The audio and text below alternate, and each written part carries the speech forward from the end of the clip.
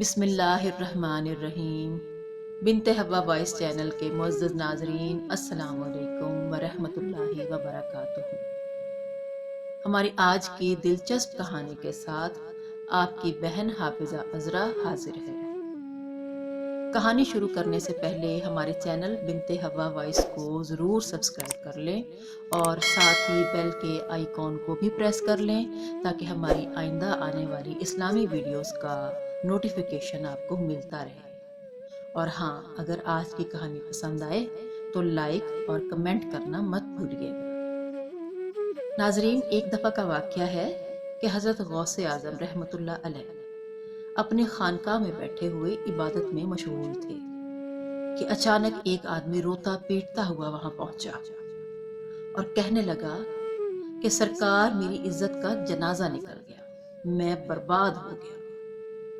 آپ رحمت اللہ علیہ نے پوچھا، بتاؤ کیا بات ہے، تم پر کیا آفت آن پہنچی ہے؟ تو اس آدمی نے جواب دیا، میری آبرو برباد ہو گئی ہے، میں تباہ ہو گیا ہوں۔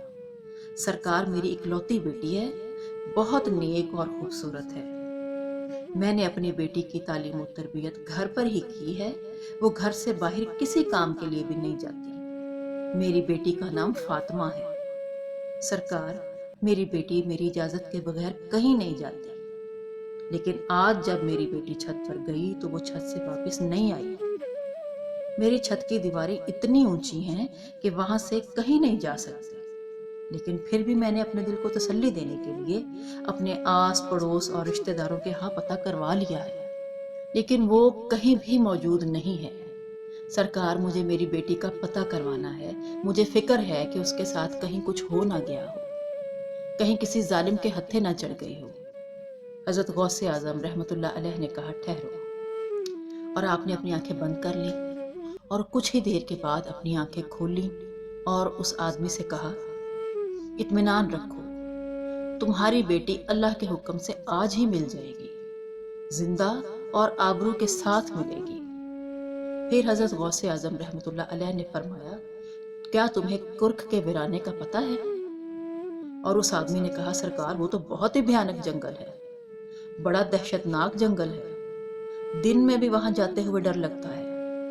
تو سرکار نے کہا کہ تم کرک کے جنگل میں چلے جاؤ، پہلا قلعہ چھوڑ دینا، دوسرا بھی چھوڑ دینا، اور تیسرے قلعے کی چوٹی پر جا کر بیٹھ جاؤ، وہاں جا کر اللہ کا نام لینا اور اپنی انگلی پر دم کر کے اپنے ارد گرد ایک لکیر کھینچ لینا۔ پھر وہاں سے جنات کی فوجیں گزرنا شروع ہوں گی، وہ جنات دھاڑتے ہوئے اور بھیانک آوازیں نکالتے ہوئے تمہارے اوپر حملہ کریں گے، لیکن کوئی بھی جن اللہ کے نام کی کھینچی ہوئی لکیر کو پار نہیں کر پائے گا۔ جب وہ تمام جنات کی فوج چلی جائے گی تو آخر میں جنات کے سردار کی سواری آئے گی۔ وہ شہنشاہ جنات اتنا طاقتور ہے کہ وہ بڑے بڑے پہاڑوں اور درختوں کو اکھاڑ سکتا ہے، وہ سب کام کر سکتا ہے، لیکن اللہ اور اس کے ولی کے نام کی لکیر کو وہ بھی نہیں پار کر سکتا۔ پھر وہ شہنشاہ جنات تم سے پوچھے گا تو تم اس کو اپنی پوری داستان بتا دینا کہ میں حضرت غوث اعظم رحمۃ اللہ علیہ کا بھیجا ہوا ہوں، مجھے میری بیٹی آج ہی زندہ اور پوری عزت و آبرو کے ساتھ واپس چاہیے۔ اگر میری بیٹی کو کچھ ہوا تو حضرت غوث اعظم اللہ کے حکم سے پوری جنات کی قوم کو تباہ کر دیں گے۔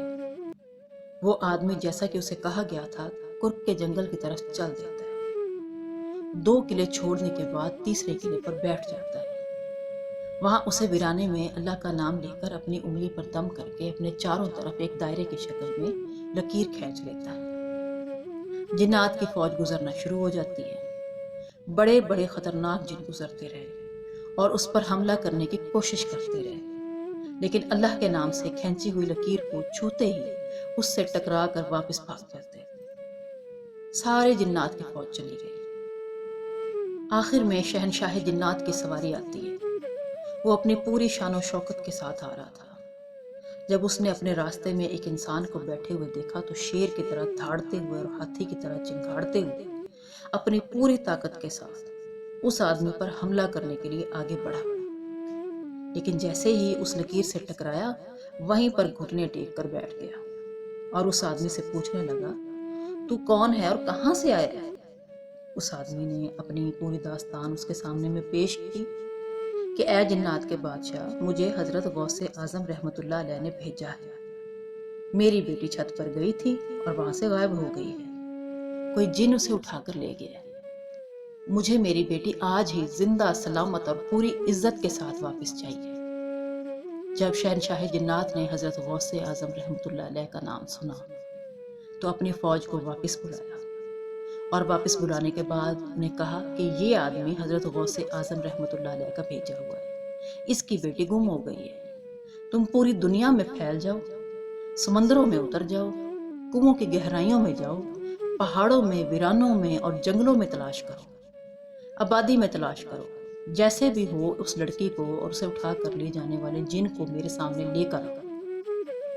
پوری جنات کی فوج چل پڑی، لیکن شہنشاہ جنات نے پھر ان لوگوں کو واپس بلایا اور کہا، واپس آ کر یہ مت کہنا کہ لڑکی ہمیں نہیں ملی ہے، اس لیے کہ اگر لڑکی جنات کے پاس نہ ہوتی تو حضرت غوث اعظم رحمۃ اللہ علیہ اس آدمی کو میرے پاس کبھی نہیں بھیجتے۔ ساری کی ساری جنات کی فوج نے سمندروں کی تہوں میں، کھنڈروں میں، آبادی میں، جنگلوں میں، پہاڑوں میں لڑکی کو تلاش کرنا شروع کر دیا۔ بہت ہی مشکل کے بعد جو جن اس لڑکی کو اٹھا کر لے گیا تھا، اس کو اور اس لڑکی کو شہنشاہ جنات کے پاس لے کر پہنچ گئے۔ ان جنات نے کہا کہ اے شہنشاہ جنات، ہم نے اسے بڑی مشکل سے تلاش کیا ہے۔ شہنشاہ جنات نے اس جن سے کہا کہ تیری ہمت کیسے ہوئی؟ کیا تجھے پتا نہیں کہ حضرت غوث اعظم رحمۃ اللہ علیہ کون ہیں؟ تجھے ان کے شہر سے لڑکی اٹھا کر لے جاتے ہوئے ڈر نہیں لگا؟ تو جن نے کہا، اے جنات کے سردار، میری اتنی ہمت تو نہیں تھی، لیکن مجھے پتا نہیں تھا کہ یہ ان کا شہر ہے۔ شہنشاہ جنات نے کہا کہ تم نے پوری جنات کی قوم کو خطرے میں ڈال دیا ہے۔ اگر حضرت غوث اعظم رحمۃ اللہ علیہ اللہ سے تمہارے لیے تباہی کی دعا کر دیتے تو پوری جنات کی قوم کو اس دنیا کے کسی کونے میں جگہ نہ ملتی۔